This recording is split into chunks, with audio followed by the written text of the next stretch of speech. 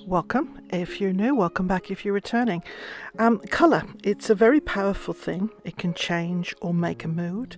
It can create a specific atmosphere. It can stimulate. It can calm. It can affect perceptions and behaviours. Colour is more than a visual experience. Colours can hold a universal meaning.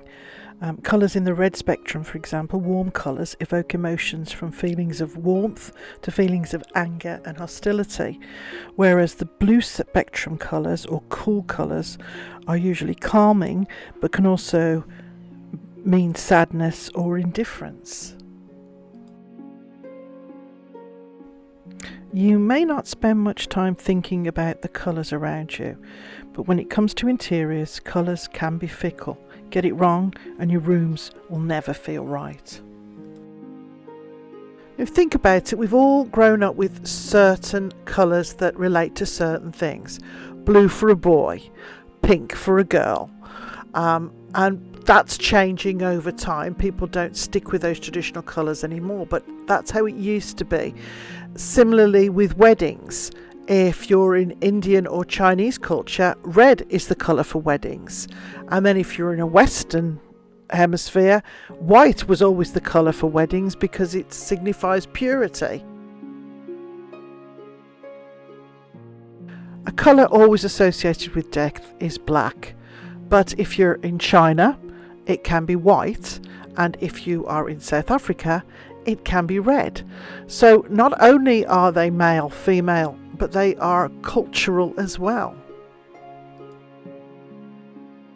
When it comes to colours in design, black has always been associated with elegance, class, luxury and sophistication, and it's always been a staple in design. But another tradition, black, does evoke certain emotions. It's certainly associated with terror, depression and grime, but it's also desire, elegance, again, modernism, power, control and confidence. And imagine an all black room, it can be overwhelming and gloomy, but if you add a contrasting colour, the room is instantly changed. So let's add white. This black and white design is certainly a modern traditional look. We have black and white in a farmhouse kitchen. We have black and white toile. That is synonymous with French country.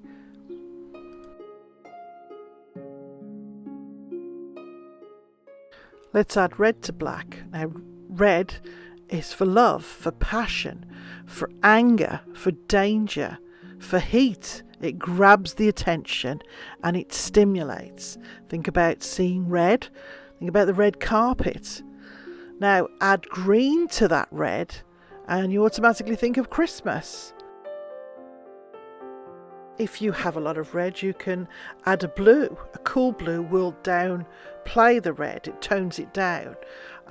Light pinks and yellows, they both work very well with reds.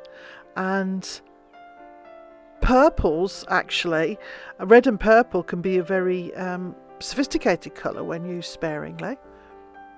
Let's move on to black and yellow.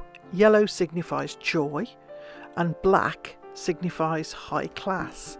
Together they are a classic combination. Black and gold can be dated back to decor in the Roman Empire. It's a timelessly opulent look that translates to most bold design aesthetics. Let's imagine we know the colours we want to choose. We have our inspiration piece. Let's use the 60-30-10 rule. 60% is the dominant colour, 30% is the secondary colour, and 10% is the accent. How does this apply? Well, in the bedroom I had 60% which is the white, 30% which was the light blue, and 10% was the navy. So in the living room it was 60% the pale yellow, 30% the navy wool with the accents, and 10% red. This can apply with whatever colours you choose. Now, in relation to the colour wheel, they can be analogous, which is a main colour, and then the colours on each side, or they can be complementary, which are the colours that are opposite on the colour wheel. So where do we find our inspiration? It can be a fabric, a piece of furniture, curtains, or even a wallpaper. It could be a place in nature, a landscape, the mountains, the ocean, or it could be a place that you've visited. Wherever inspiration strikes you, they could be the colours you choose for your home.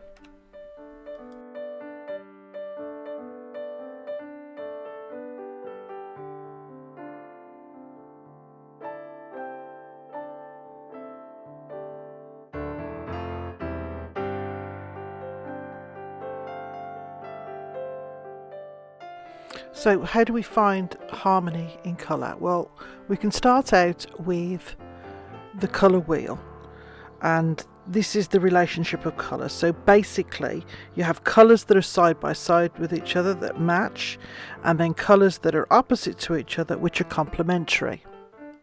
Let's see how these colours associate with design. So pale blue and beige are typically Parisian colours, French country inspired, calm and serene. Green and pink, or green and red, this vibe is most certainly a vintage one. They are complementary colours, and with the right accessories, this is a definite nostalgic look.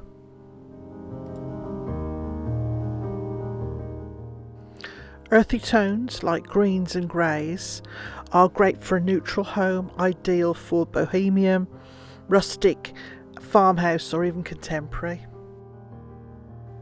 Another classic colour combo is navy blue and white. This is very fresh and clean.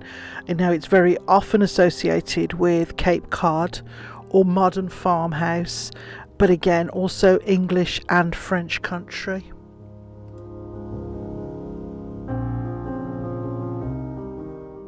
Blue and green, cool colours, they're very versatile. The brighter tones offer more of a modern preppy look, but the darker shades give a transformative, sophisticated, moody look to the room.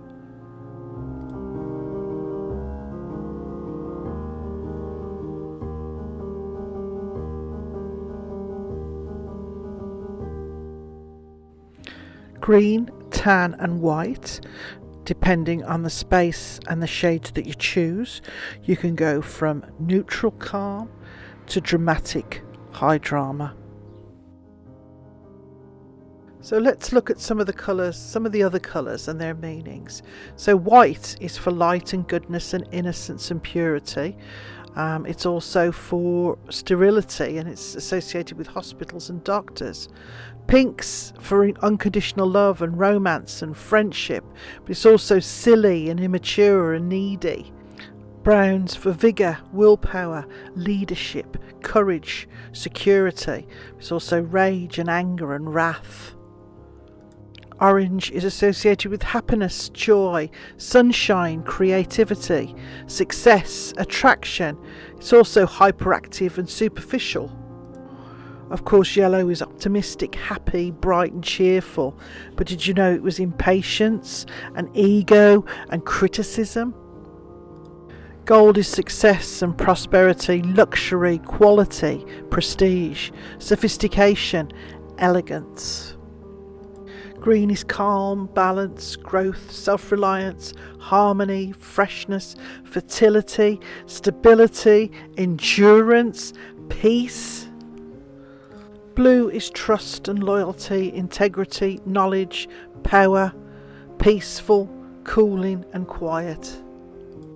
Purple is a royal colour. It's for power, nobility, luxury, ambition, wisdom, dignity, independence, mystery and magic. Silver is fluid, modern, glamorous, prestigious, sophistication. Picasso once said, colours, like features, follow the changes of emotions. And remember, once you show someone your true colours, it's impossible to paint over them. Thanks so much for watching. I hope you enjoyed this little delve into the psychology and use of colour. We'll see you next time.